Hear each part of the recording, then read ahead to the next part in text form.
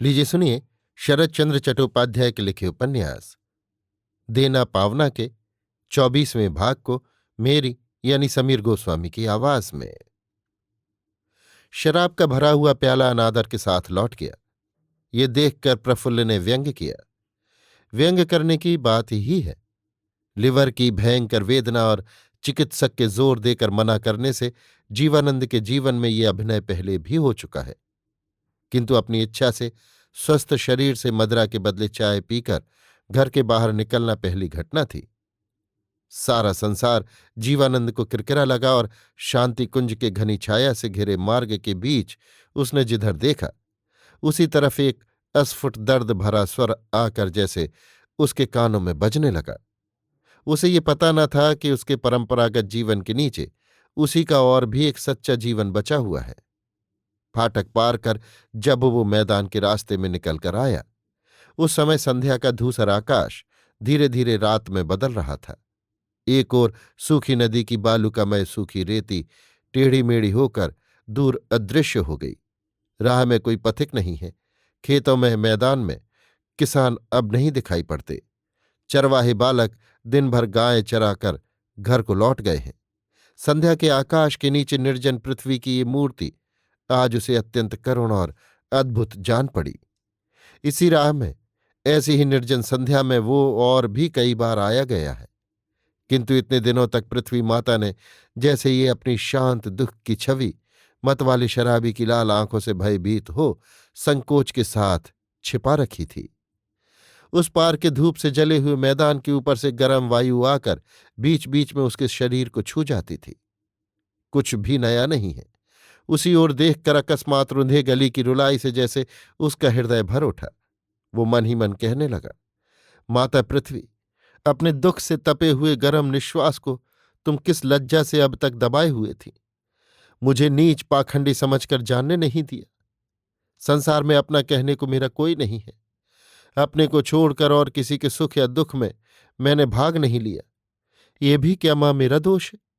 आज हूं, कल यदि ना रहूं तो दुनिया में किसी का भी हानि लाभ नहीं है।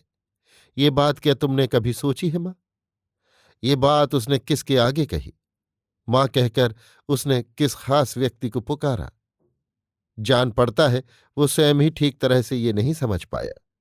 फिर भी पहाड़ से खिसक कर गिरे हुए पत्थर के टुकड़े जैसे झरने की राह पकड़कर अपने वेग से आप ही लुढ़कते चलते हैं, उसी प्रकार उसकी उमड़ी हुई दुख की अनुभूति आंखों के जल की राह पकड़कर शब्दों की माला गूंथ गूंथ कर निरंतर बह निकली। मैदान के पानी के निकास के लिए किसानों ने एक बार इसी रास्ते से नाला काट दिया था। नंदी महाशय की आज्ञा पाने की भारी दक्षिणा जब वे किसी तरह इकट्ठी न कर पाए, तभी खाली सर्वनाश से आत्मरक्षा करने के लिए उन्होंने ये काम किया था। किंतु गरीबों के विरोध की सूचना जब एक कौड़ी नंदी ने हुजूर को बतलाई, तब उन्होंने ये काम तुरंत बंद करा दिया था। लाचारों के आंसुओं पर उन्होंने विचार तक नहीं किया। वो स्थान अब तक ऊंची नीची अवस्था में खुदा पड़ा था। गरीबों को सताने का ये चिन्ह इसी मार्ग में कितनी बार तो उसकी आंखों तले पड़ा है, किंतु आज उसी को देखकर उसकी आंखों में आंसू भर आए। उसने मन ही मन कहा, आह, न जाने कितनी हानि हो गई है। कितने ही छोटे छोटे बाल बच्चे शायद पेट भर दोनों बेला खाने को भी नहीं पाते। मनुष्य ये सब क्यों करता है? उस स्थान को अंधकार में ही क्षण भर ध्यान से देखकर उसने कहा, हाथ में यदि रुपए होते तो कल ही कारीगर लगाकर इसे पक्का बंधवा देता। हर साल फिर इसके कारण उनको दुख कष्ट न उठाना पड़ता। अच्छा, इसमें कितने रुपए लगेंगे? वो मार्ग छोड़कर मैदान में उतर गया और सारा मन लगाकर उसकी जांच और देखभाल करने लगा। इस संबंध में उसकी कोई धारणा ही नहीं थी। कितनी ईंटें, कितना चूना बालू, कितनी लकड़ी और क्या क्या चाहिए, ये कुछ भी वो नहीं जानता था। किंतु वो चीज जैसे उस पर सवार हो गई। उसी जगह भूत के समान अंधकार में अकेले खड़े होकर मन ही मन हिसाब लगाने लगा कि ये खर्च उसके वश में है या नहीं। रास्ते के उस छोर से कोई एक जीव दौड़ गया, शायद कुत्ता या कोई सियार होगा, लेकिन उससे उसे होश आ गया। दूसरे के लिए दुख का अनुभव करना उसकी आदत के विरुद्ध है। होश आने के साथ ही साथ एक घड़ी में ही उसे ध्यान आया कि ये भी खूब तमाशा रहा। और उसे बड़ी हंसी आई। उसने केवल इतना कहा कि वाह, मैं खूब हूं, कोई यदि देखे तो अपने मन में क्या सोचे। जीवानंद आज शराब न पीकर ही घर से निकला था। अपनी आज की इस मानसिक दुर्बलता का कारण उसने समझा। और भी एक चीज का आज उसे अपने संबंध में पहले पहल संदेह हुआ। उसके स्वभाव का स्वरूप बदल गया है। अपने को अपना कहकर दावा करने का दावा शायद हमेशा के लिए उसके हाथ से निकलकर बाहर चला गया है। घर से क्यों निकला था, ये बात वो ठीक याद नहीं कर सका। एक धुन में आकर जब वो घर छोड़कर बाहर हुआ था, तब शायद पक्का विचार कुछ भी नहीं था। शायद छिपे तौर से, अस्पष्ट रूप से अनेक बातें ही थीं, जो इस समय एकदम लिपपुत कर एक रूप हो गईं। घर छोड़ने का कोई कारण ही याद न आया, लेकिन घर लौटने को भी जी न चाहा।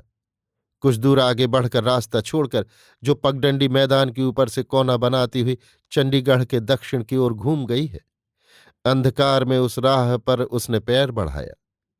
रास्ता लंबा और ऊबड़ खाबड़ था। कदम कदम पर उसे रुकावट आने लगी, किंतु धक्का खाकर, ठोकर खाकर मार्ग में चलते चलते वेदना को प्राप्त चित्त का अंतराल कब ईंट, काठ, चूने और सुर्खी की चिंता से परिपूर्ण हो उठा, वो जान ही नहीं पाया। चीज कुछ भी नहीं है, छोटी सी एक पुलिया। बीज गांव के जमींदार के लिए तो उससे बढ़कर तुच्छ चीज और कोई भी नहीं हो सकती। उसे तैयार कराने में न कारीगरी है, न ही सुंदरता। तब भी एक शिल्प सौंदर्यहीन वस्तु ही जैसे दुखियों के सुख दुख के साथ मिलकर उसके मन में आज एक नए रस से भरकर असाधारण रूप में दिखाई दी। उसने मन में उसे कितने ही प्रकार से तोड़ा और बनाया। वो जैसे तैयार ही नहीं होना चाहती थी। वो ये बात भी नहीं भूला कि ये सब खाली उसके मन का क्षण भर रहने वाला विचार है, सत्य वस्तु नहीं है। कल दिन के समय इसका चिन्ह मात्र नहीं रहेगा।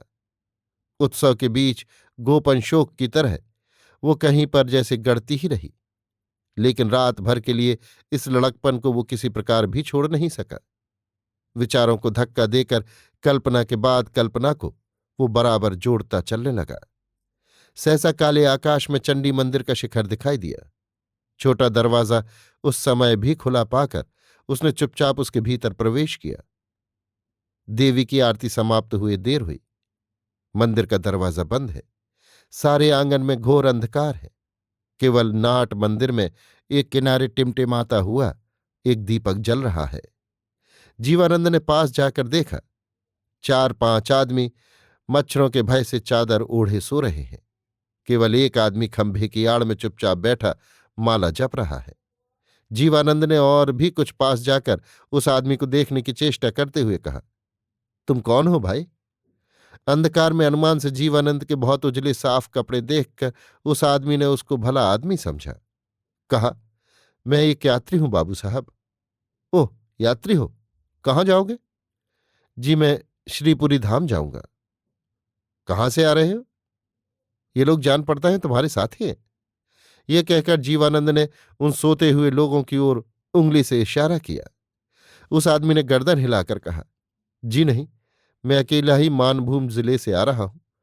इन लोगों में से किसी का घर मिदनापुर में है, किसी का घर और कहीं है। ये कहाँ जाएंगे ये मैं नहीं जानता।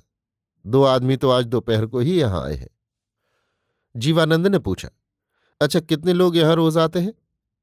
जो लोग यहां रहते हैं वे दोनों समय खाना पाते हैं या नहीं? वो आदमी कुछ उलझन में पड़ गया। लज्जित भाव से उसने कहा, केवल खाने के लिए ही सब लोग नहीं ठहरते बाबूजी। पैदल चलने का मुझे अभ्यास नहीं था, इसी से पैर का तलवा फटने से घाव सा हो गया है। भैरवी ने अपनी आंख से देखकर आज्ञा दे दी कि जब तक पैर अच्छा न हो जाए यहां ठहरे रहो। जीवानंद ने कहा, अच्छा तो है, रहो ना, स्थान की तो यहां कुछ कमी नहीं है। उस आदमी ने कहा, लेकिन मैंने सुना है भैरवी माता तो अब यहां नहीं है। जीवानंद ने हंसकर कहा, इसी बीच में तुमने सुन लिया। सो वो नहीं है तो ना सही, उनकी आज्ञा तो है। किसकी मजाल है कि तुमसे जाने के लिए कहे? जीवानंद उसके पास जाकर बैठ गया। पहले तो उस आदमी को कुछ भय और संकोच का अनुभव हुआ, किंतु वो भाव टिका नहीं और देखते ही देखते अंधकार में उस निर्जन शांत देव मंदिर के एकांत में एक पराक्रमी जमींदार और एक दीन गृहहीन भिक्षुक के सुख दुख की चर्चा एकदम आत्मीय हो उठी। यात्री का नाम उमाचरण है, जाति का कैवर्त है। घर पहले मानभूम जिले के वंशी तट गांव में था। गांव में अन्न नहीं है, दवा दारू करने वाला कोई वैद्य डॉक्टर नहीं। वो गांव जिनकी संपत्ति है वो 50 के किसी शहर में वकालत करते हैं। राजा और प्रजा में प्रेम भाव नहीं है, संबंध नहीं है केवल शोषण करने का पुश्तैनी अधिकार। इसी फागुन के अंत में हैजा रोग से उसकी पत्नी मर गई है। 2 जवान हट्टे कट्टे कमाऊ बेटे एक एक करके आंखों के सामने चिकित्सा के बिना तड़प तड़प कर मर गए हैं। वो कोई उपाय नहीं कर पाया। अंत में वो टूटा फूटा पुराना घर अपनी एक विधवा भतीजी को दान करके हमेशा के लिए चला आया है। इस जीवन में अब उसकी लौटने की आशा नहीं है, इच्छा भी नहीं है। इतना बताकर बच्चे के समान बिलख बिलख कर रोने लगा। जीवानंद की आंखों से भी टप टप करके आंसू गिरने लगे। दूसरे का रोना उसके लिए कोई नई चीज नहीं है, ये उसने जीवन में बहुत देखा है।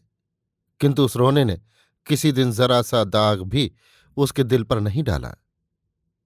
आज भी उसके सिवा और कोई जान भी न पाया। किंतु अंधकार में कुर्ते के कोने से आंसू पहुंचते हुए उसका जी चाहने लगा कि कहीं दौड़कर उसकी जो स्त्री मरी नहीं, जो लड़का उसका पैदा नहीं हुआ, जो घर उसे छोड़कर नहीं आना पड़ा, उन्हीं के लिए इस अपरिचित आदमी के समान ही जोर से चिल्ला चिल्ला कर रोए। कुछ देर बाद कुछ कुछ अपने को संभाल कर उसने कहा, बाबूजी, मुझसा दुखी दुनिया में और कोई नहीं है। जीवानंद ने कहा, अरे भाई, ये दुनिया बहुत बड़ी है, यहां कौन किस दशा में है कुछ कहा नहीं जा सकता। इसके मतलब को अच्छी तरह समझाने लायक शिक्षा या शक्ति इस मामूली आदमी के पास नहीं थी। जीवानंद ने स्वयं भी इसकी आशा नहीं की, किंतु वो रुक भी नहीं सका। उसके आंसुओं से भीगे स्वर की अपूर्वता ने उसके कानों में ऐसा अमृत डाला कि वो इस लोभ को संभाल नहीं सका। कहने लगा, दुखी लोगों की कोई अलग जाति नहीं है दादा, और दुख का भी कोई बंधा हुआ मार्ग नहीं है। ऐसा होता तो सभी उससे बचकर चल सकते। हड़बड़ाकर जब दुख सिर पर आ पड़ता है तभी मनुष्य को उसका पता चलता है, किंतु उसका आना जाना किस मार्ग से होता है ये आज तक कोई खोज नहीं पाया। मेरी सब बातें तुम समझोगे नहीं भाई, लेकिन संसार में अकेली नहीं हो।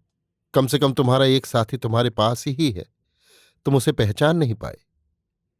वो आदमी चुप हो गया, बात भी नहीं समझा। साथी है ये भी जान न सका। जीवानंद उठकर खड़ा हो गया, बोला, तुम माता का नाम ले रहे थे भाई। मैंने उसमें व्यवधान डाला, फिर शुरू करो। मैं जाता हूं, कल इसी समय शायद फिर मुलाकात हो। उस आदमी ने कहा, अब तो भेंट न होगी बाबू, मैं यहां 5 दिन से हूं, कल सवेरे ही जाना पड़ेगा। जाना पड़ेगा? लेकिन अभी तो तुमने कहा था कि तुम्हारा पैर अच्छा नहीं हुआ, तुम पैदल नहीं चल पाते। उसने कहा, माता का मंदिर अब राजा बाबू का है। हुजूर की आज्ञा है कि 3 दिन से अधिक अब कोई रहने नहीं पाएगा। जीवानंद ने हंसकर कहा, भैरवी अभी गई नहीं, इस बीच में हुजूर की आज्ञा लागू हो गई। मां चंडी का भाग्य अच्छा है। उसे अचानक एक बात याद आ गई। उसने उत्सुक होकर पूछा, अच्छा, अतिथियों की सेवा कैसी हुई? आज क्या खाया भाई? उसने कहा, जिसको आए 3 दिन नहीं हुए हैं उन्होंने माता का प्रसाद पाया। जीवानंद ने पूछा, और तुमने? तुम्हारे 3 दिन से अधिक हो गए। आदमी सीधा और भला था, सहसा किसी की निंदा करना उसका स्वभाव नहीं। बोला, ठाकुर दादा क्या करें, राजा बाबू की आज्ञा नहीं है ना। ऐसा ही होगा, कहकर एक निश्वास छोड़कर जीवानंद चुप हो गया। खूब संभव है बिना बुलाए आए यात्रियों के संबंध में पहले ही से ऐसा एक नियम था, लेकिन षोडशी उसे मानकर चल नहीं पाती थी। इस समय तारादास और एक कौड़ी नंदी दोनों मिलकर जमींदार के नाम से वो व्यवस्था अक्षरशः लागू करने का प्रयत्न करते हैं। यही अगर हो तो अभियोग करने का, दोष देने का बहुत अधिक कारण नहीं है। किंतु जीवानंद के मन ने इसे किसी प्रकार स्वीकार करना नहीं चाहा। भीतर से वो बार बार कहने लगा कि ऐसा हो ही नहीं सकता, ऐसा हो ही नहीं सकता। भूखे को भोजन देने के लिए भी विधि व्यवस्था क्या? ये जो भूख से पीड़ित अतिथि यहां निराहार बैठा हुआ है, उसकी भूख को ये किस नियम से बांध रखेंगे? उसने कहा, अरे भाई, कल मैं फिर आऊंगा, लेकिन चुपके चुपके जा ना सकोगे, ये मैं कहे जाता हूं। लेकिन ठाकुर बाबा यदि कुछ कहें? जीवानंद ने कहा, कहें तो कह लेने देना। इतना दुख सह लिया और ब्राह्मण की दो एक बातें ना सह सकोगे? जीवानंद धीरे धीरे बाहर निकल रहा था। एकाएक मंदिर के बरामदे में खंभे की आड़ में मनुष्य की दबी आवाज सुनकर वो चौंक पड़ा।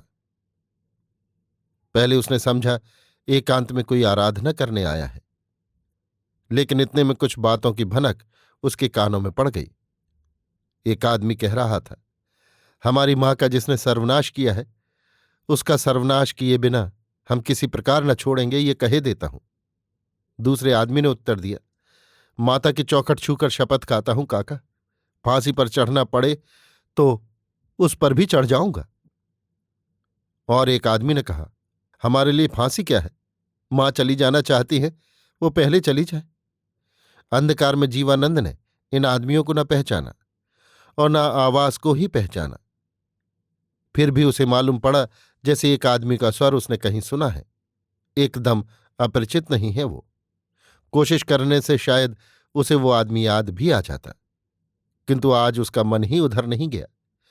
उसने तो बहुतों का बहुत कुछ सर्वनाश किया है, अतएव वो आप ही तो इसका लक्ष्य हो सकता है। किंतु आज ये निर्णय करने के लिए उसका जी ही न चाहा, इच्छा ही नहीं हुई। उसने मन ही मन हंसकर कहा, सचमुच ठाकुर देवता की तरह सहृदय श्रोता और नहीं है। भले ही ये झूठा दम्भ हो, फिर भी इसका मूल्य है। दुर्बल का वो व्यर्थ पौरुष है, इसमें थोड़ा गौरव का स्वाद वो पाता है। आहा। जीवानंद मंदिर के बाहर निकल आया। तब जान पड़ता है रात दोपहर बीत चुकी थी। निर्मल काला आकाश ठसाठस तारों से भरा था। उस तारों के प्रकाश ने अंधेरे मार्ग की मिट्टी का धूसर वर्ण बना दिया था। उसी के बीच बीच में इधर उधर बिखरे हुए मिट्टी के टीले थके पथिक के समान कितने समय से चुपचाप बैठे हैं, इसका कोई पता नहीं है। उन्हीं में से एक के पास जाकर वो ठीक वैसे ही धूल के ऊपर बैठ गया। सामने ही एक परती जमीन के एक किनारे षोडशी की कुटी है। वृक्षों की आड़ में से साफ दिखाई न देने पर भी उसे जान पड़ा जैसे बहुत से आदमी कतार बांधकर उससे बाहर निकले, और कुछ ही दूर पर से जब वे चले गए तब उनकी बातचीत से इतना जान लिया कि षोडशी की बैलगाड़ी आ गई और कल बहुत सवेरे ही वो चंडीगढ़ छोड़कर चली जाएगी। भक्त प्रजाओं का दल उसकी चरण रज लेकर अपने घर लौटा जा रहा है। षोडशी को रोकने का कोई भी मार्ग नहीं है। मना करने से वो सुनेगी नहीं। इन कई दिनों में इतना जीवानंद ने उसे जान लिया है, किंतु उसका मन वेदना से भर उठा। जानकर और बिना जाने षोडशी के विरुद्ध जितना अन्याय उसने किया है, उन बातों को इतने दिन बाद गिनकर उसकी सूची बनाना असंभव है। किंतु उन सब अगणित अत्याचारों का सारांश आज उसकी आंखों के आगे साकार हो उठा। उसे हटाकर रखने का स्थान उसे संसार में कहीं नहीं दिखाई पड़ा। जिसे पत्नी स्वीकार करने में उसे लज्जा मालूम पड़ी, उसी को वैश्या के रूप में चाहने की शैतानी उसने कहाँ से पाई थी, ये बात वो सोच न पाया। आज उसका सारा हृदय एकाग्र मन से षोडशी को चाह रहा है। ये उसके अधिकार का दावा है, और चिरकाल तक उसी की उपेक्षा करके, अपमान करके, झूठ के ऊपर झूठ जमा करके उसने अपने और उसके बीच में जो दीवार खड़ी कर ली है, आज उसे लांघने का अब कोई मार्ग भी नहीं है। एकाएक उसने देखा कि एक आदमी फुर्ती से चला आ रहा है। अंधकार में भी उसे पहचानने में देर नहीं हुई। उसने पुकारा, अलका। षोडशी चौंक कर खड़ी हो गई। आवाज सुनते ही उसने समझ लिया था कि ये जीवानंद है। जरा पास आकर तीखे स्वर में पूछा, आप यहां क्यों बैठे हैं? जीवानंद उठकर खड़ा हो गया। बोला, क्या जाने, ऐसे ही बैठा था।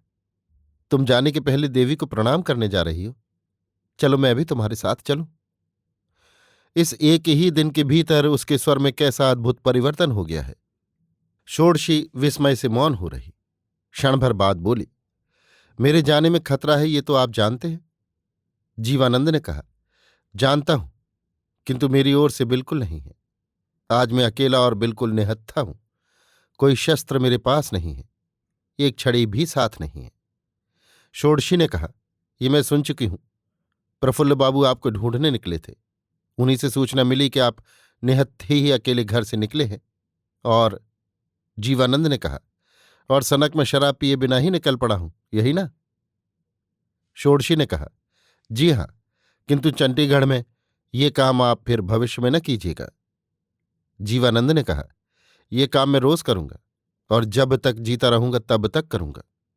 प्रफुल्ल ने तुमसे इतनी बातें कही और ये बात नहीं कही कि इस जीवन में और चाहे जो कुछ क्यों न स्वीकार करूं, पर यह बात मैं एक दिन भी अब स्वीकार न करूंगा कि मेरा कोई शत्रु है।